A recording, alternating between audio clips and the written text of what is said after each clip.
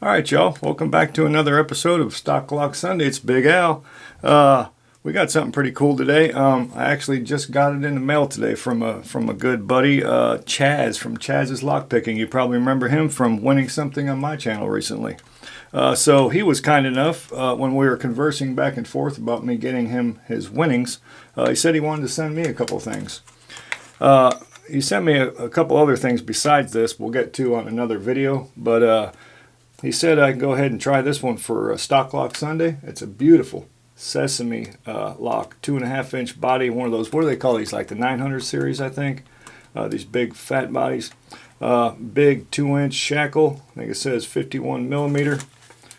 What we got here on the back, we got hardened boron alloy shackle, 2.5-inch 64 millimeter wide body, dual ball bearing locking, rekeyable 5-pin cylinder with spool pins added for pick resistance. Now it says something down here, I don't think the camera will pick it up because it's going to be blurred by this bubble, but it does say easy conversion from non-key retained to key retained by adding attached screw. Now I don't see any screw, maybe there's one inside, I really don't know what's going on with that, so let's see if we can't cut into this beast of burden right here. Try and cut the package without cutting myself. Right down the side. And then we'll try and cut across.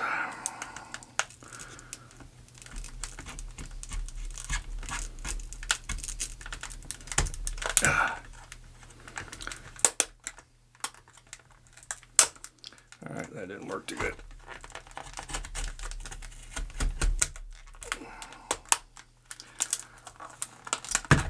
Alright.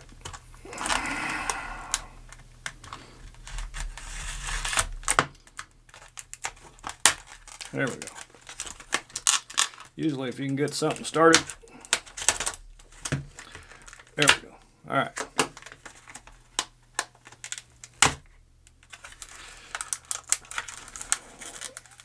I am not doing very good here. I apologize. There we go. Alright. Wow. We know the package is okay. I see the screw now. Alrighty. So, beautiful, beautiful Sesamee lock though. Really, really nice. So here's a screw. And I gotta be honest with you. This is something I haven't encountered before. That's new to me. Not sure how that works.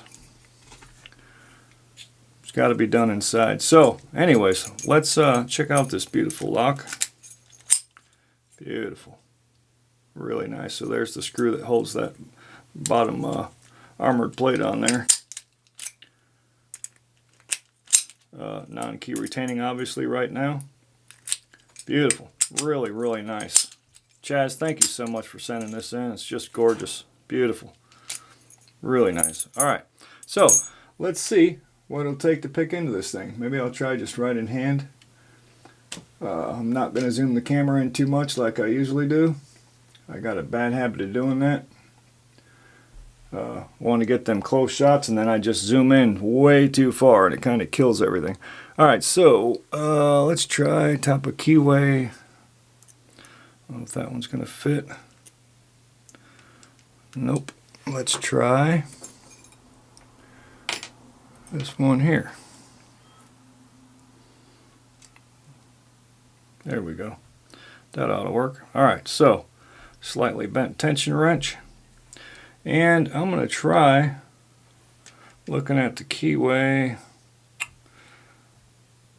Let's try a couple of these Peterson over here. I'm going to grab the short hook and the gem. Peterson picks. Alright, so let's try off with the short hook first. I'm not real sure if it's going to reach. Let's find out. If I can feel the pins, I can pick them. Okay, I can feel them. Alright. Got a binder. Let me make sure.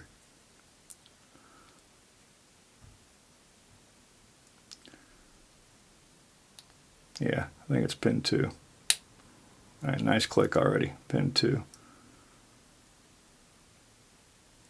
1, 2, 3. Counter rotation, I think. Maybe we'll leave it.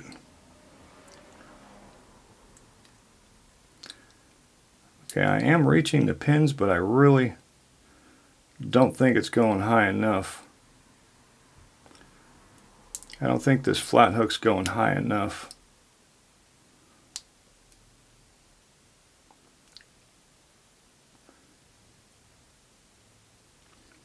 Pin 1 is sending me way back, but I don't, like I said, I don't feel like this pick is reaching far enough up in there. I'm just using excuses.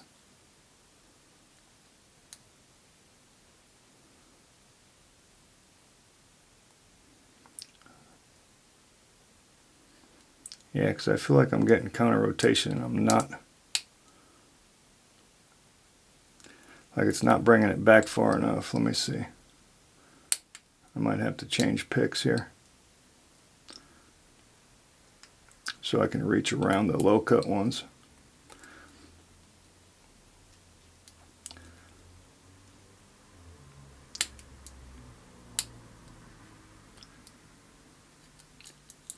I feel like I'm in a false set. Let's see, 1, 2, 3.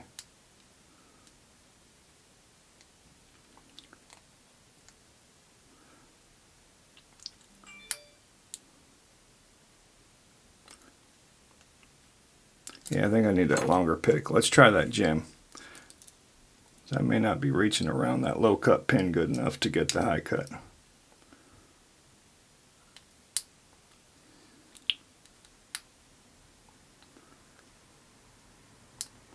Way in the back.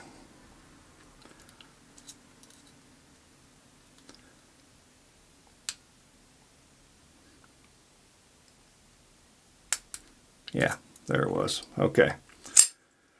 Woo! So there was a really, I guess there's a, let me look at this key. Okay, so that's what it was. So we got it open. Apparently I wasn't really hitting that back one high enough behind that lower cut pin. Very nice.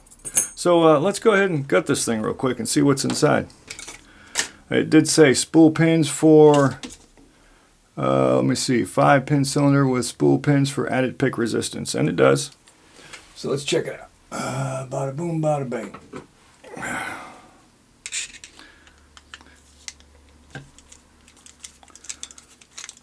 Yeah, Chaz, thank you so much for sending this stuff. You know you didn't have to do that. You know, I send you guys something out, especially for the Padlock a week thing. You don't owe me a damn thing if you win that, obviously, but you know, you want to send something back, more power to you. Who doesn't like getting stuff in the mail? Okay, so let's see. Let's chop this core out of there, nice and careful. What I'm looking for is that, how do you use that? I'll probably have to look at the instructions on that. So it is a 6-pin cylinder, only pinned to 5, it looks like. Let me grab a rag. We got enough grease on here to lubricate a tank. Alright, so let's see. And I did get one of those gut wrenches recently. I haven't really used it much. One of these new gut wrenches from Sparrows. Let's see if it helps on this thing. I haven't found a good use for it yet.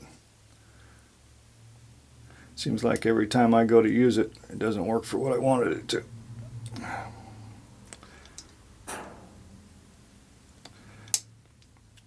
So yeah, I don't know. It never fits what I want to use it on. So I don't know if the gut wrench is for certain kinds of locks. I haven't found a use for that yet. Maybe somebody else can help me out with that. But not me.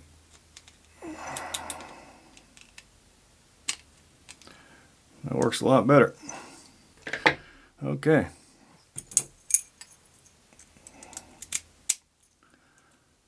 I don't know if I'm going to need a shim on that, but you know me.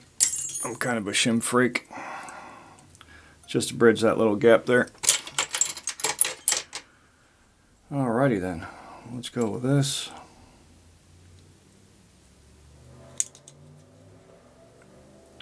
And it is 6-pin cylinder, pin to 5, so that can be upgraded real easy. And they all did need picking.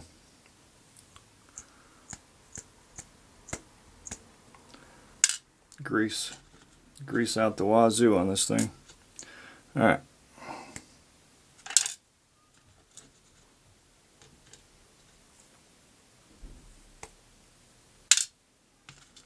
Three.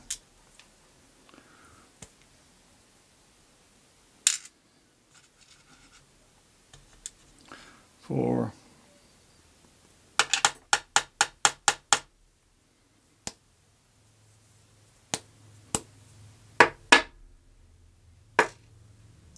And 5.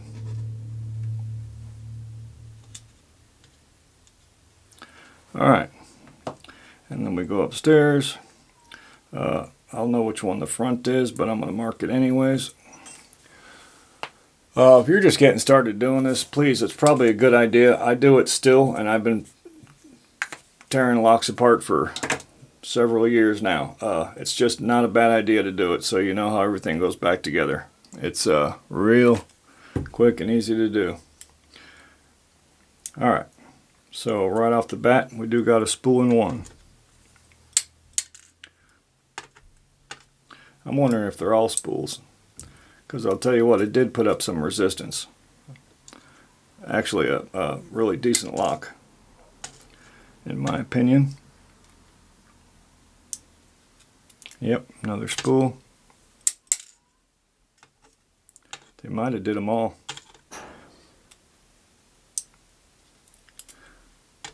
Because I liked it. It was a nice little fighter.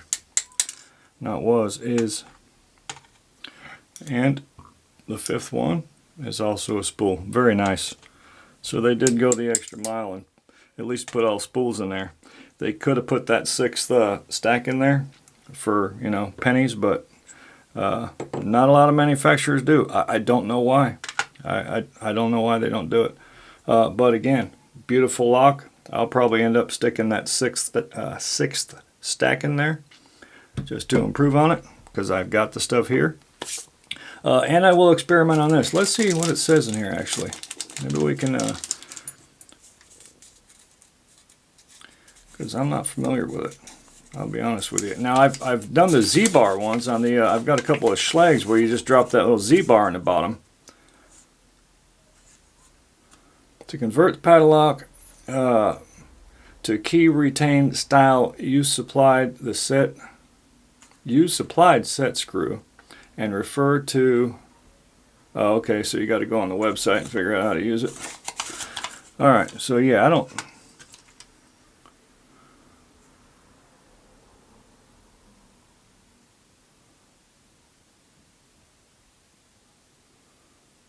oh, there's a pin in there. Let me get my specs on here.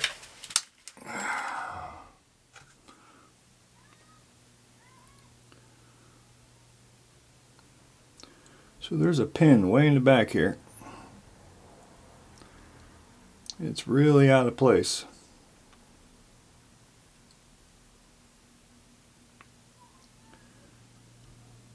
I'm not sure what it's doing there. It probably shows on the website. I'll try and get to the bottom of that and revisit it on another video.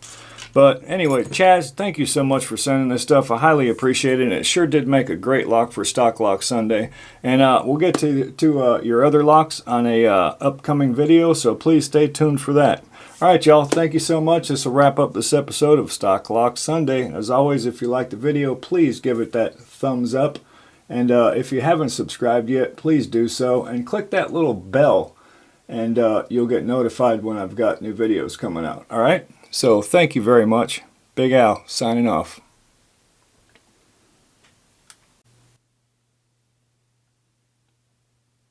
Okay guys, so we're back for a minute. I did do some checking on this Sesamee lock we just picked for Stocklocksunday.